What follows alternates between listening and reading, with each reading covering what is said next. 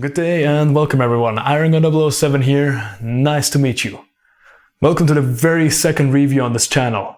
Today we're going to take a closer look at a game that many have forgotten in 2017. We'll take a closer look at Ahead in Time. Enjoy. This year has been full of grim, dark games designed to appeal to mature audiences by having a strong focus on violence and generally depressing atmospheres. Therefore, it's quite refreshing to see games such as Breath of the Wild and Mario Odyssey leaving people with the fondest memories in 2017. Yet, it's a shame. People who have a Switch get to enjoy those two beautiful games, while those who do not are stuck with games such as Ahead in Time? Wait, what is this? Adorable cuteness, joyful cheerfulness, a vast amount of bright colors and fun gameplay? How comes I've never heard of this game? Ahead in Time, a game which released on October 2017 for PC and recently for consoles, has for many entirely dropped under the radar. A game funded by generous Kickstarters, reaching nearly 10 times the original goal of $30,000 to a total of almost $300,000. But what of the game itself?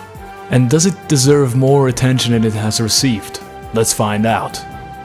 Ahead in Time is a three-dimensional platformer in which you take the role as the magical Hat Girl and go on an adventure to collect all the timepieces in order to return home. The game is heavily inspired by classic 3D platformers and plays similarly to games such as Mario 64, Banjo-Kazooie, and Mario Sunshine. Ahead in Time takes place across a hub world and several more or less open zones which can be explored for optional treasure. To find the main objectives of the game, the timepieces, you have to complete mostly scripted missions with complete voice acting, genuinely funny humor, and special events. Hello, fellow Express Owl. I am stuck on an advanced mathematical and scientific issue. Do you see this advanced formula on the blackboard? I cannot decipher it. Can you decipher the scientific formula for me? What does it say? I see. The solution is... It was obvious. Thank you, fellow Express Owl. And thank you for agreeing to the terms and conditions on the backside of the blackboard.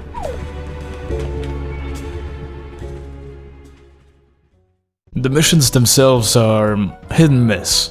Some are very well thought out and cleverly written, while others can be rather, if I dare say, lazy.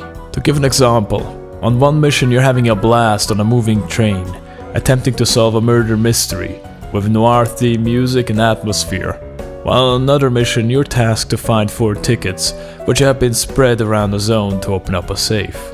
The zones are quite interesting to explore, as they offer immersive atmospheres but don't contain many unexpected wonders which would intrigue you. Make it difficult to keep it interesting to people who don't desire 100% completion. As a platformer, you will be mostly running and jumping around. In addition to your typical double jump and slide dash, you also have the ability to use hats, which are made by collecting yarn around the world. The hats have different properties, for instance, one allowing the girl to throw explosives to break barricades, and another allowing her to sprint faster. The hats work very well together with the rest of the game and overall add to the enjoyable experience, but are by no means mind-blowingly innovative in terms of abilities. It's been done before in other games and that's completely fine. As for the plot, don't expect too much. There's some character development at the start, but with every new zone offering entirely different and unrelated stories, by the time you reach the end you will have forgotten all about it. The game itself hasn't forgotten, as it will in the end suddenly remind you that there was something at the start, making the ending feel like it just wanted to be done quick.